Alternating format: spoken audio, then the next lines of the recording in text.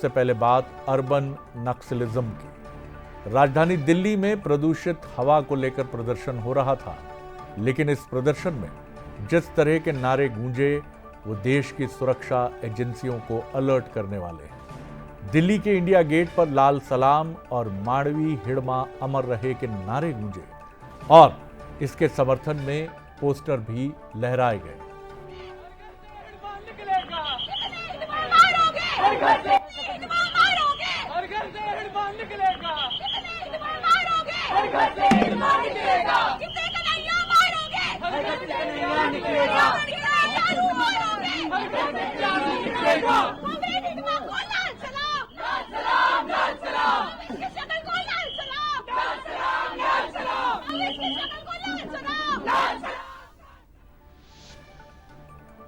अभी ज़्यादा दिन नहीं बीते हैं जब मध्य प्रदेश के एक लाल जो हॉक टीम में थे वो नक्सली हिंसा में शहादत की बलिवेदी पर चढ़े। एक पोस्टर उनके लिए भी हो सकता था, नहीं हो सकता था।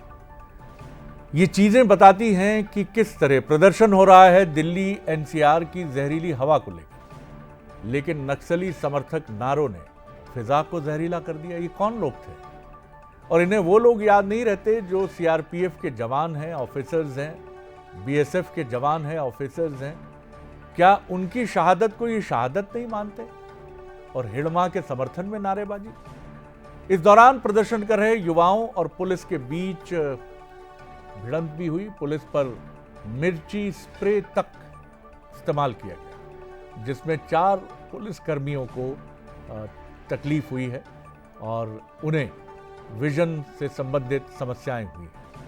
दिल्ली पुलिस ने एफआईआर दर्ज करते हुए 22 लोगों को हिरासत में लिया है, पर बात यहां खत्म नहीं होती। सैकड़ों बेकसूर लोगों का हत्यारा और नक्सली साजिश का मास्टरमाइंड, इनसे युवाओं को हमदर्दी क्यों हो रही है? सबसे पहले आपको ये बताते हैं कि कौन था मांडवी हिड़मा। 26 बड़े नक्सली हमलों का मास्टरमाइंड, 20 साल तक माओवादियों का टॉप कमांडर।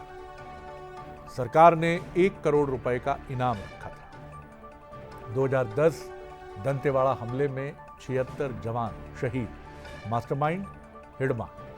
2013 झीरम हत्याकांड में 25 से ज्यादा लोगों की मृत्यु, मास्टरमाइंड हिड़मा। 2017 सुकमा हमले में 37 जवान शहीद, मास्टरमाइंड हिड़मा। 2021 इनकाउंटर में 22 जवान शहीद, मास्टरमाइंड हिड़मा। बड़े सवाल हमारे, आपके मन में भी होंगे सवाल कि एक ही देश में ये कैसी डिस्पैरिटी है, ये कैसा भेदभाव है कि सुरक्षा एजेंसियों के जवान और अधिकारियों के लिए नारेबाजी नहीं होती कि शहीद अमर रहे। नारे लगाकर क्या मैसेज देना चाहते हैं प्रदर्शनकारी? आपका प्रदर्शन हिड़मा के लिए नहीं था, तो आपने एक चाल सोची कि जाएंगे हम दिल्ली के प्रदूषण को लेकर और वहां हिड़मा का मसला उठा देंगे। क्या हिड़मा को शहीद बनाने की कोशिश है? प्रदर्शन करने वाले बस्तर की सच्चाई जानते हैं। क्या हिड़मा की मौत से सदमे में है अर्बन नक्सली? क्या आदिवासियों को बरगलाने की साजिश है? कई सवाल हैं और ये ठीक नहीं है। किसी भी देश में अगर आपको लगता है कि कोई अन्याय हो रहा है और वो एक लोकतांत्रिक देश है, तो आपके पास बहुत से मंच हैं, अदालतें हैं। आपके पास अगर एविडेंस है कि कहीं कुछ गलती हो रही है तो आप वहां जा सकते हैं। लेकिन आप एक चीज को जस्टिफाई करें और दूसरे का नाम ही न लें, कैसे संभव?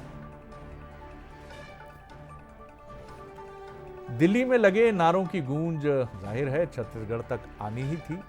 पीसीसी चीफ दीपक बैज ने कहा ये लोगों का व्यक्तिगत विवेक है कि वो किस तरह के नारे लगा रहे हैं। यानी बैज साहब बड़ी सफाई से किनारे निकलते हुए नजर आए।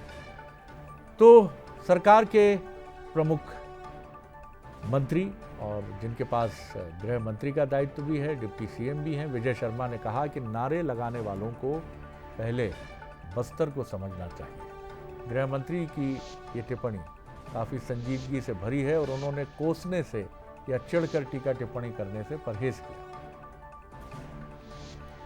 देखिए, कोई भी देश में अगर कहीं नारा लगा रहा है, ये उनके विवेक है। लेकिन ये है कि हिडमा की मौत को लेकर बस्तर में कहीं ना कहीं नक्सली संगठन को बड़ा झटका इससे लगा है। हिडमा नक्सलियों का बड़ा लीडर था, कहीं ना कहीं बस्तर में उनका अच्छा पैठ और पकड़ भी रहा। बाकी कौन क्या नारा लगा रहा है वो जाने। आप दिल्ली में बैठकर इस तरह की बात करके बरगला नहीं सकते किसी को। आप बस्तर के गांव में कौन सा जनताना सरकार में स्कूल, अस्पताल, आंगनबाड़ी, बिजली, पानी, सड़क कुछ नहीं था वहां पर। अभी जाकर के कुछ काम आगे बढ़ रहा है। इस तरह से सोचना बिना जाने बिना समझे ये उचित नहीं है। समाज और देश के लिए बोलना अच्छी बात है, प्रश्न करना अच्छी बात है, उसमें कहीं कोई संशय नहीं। लेकिन आप उचित चीजों को जाने और उसके बाद कहें तो अच्छा है।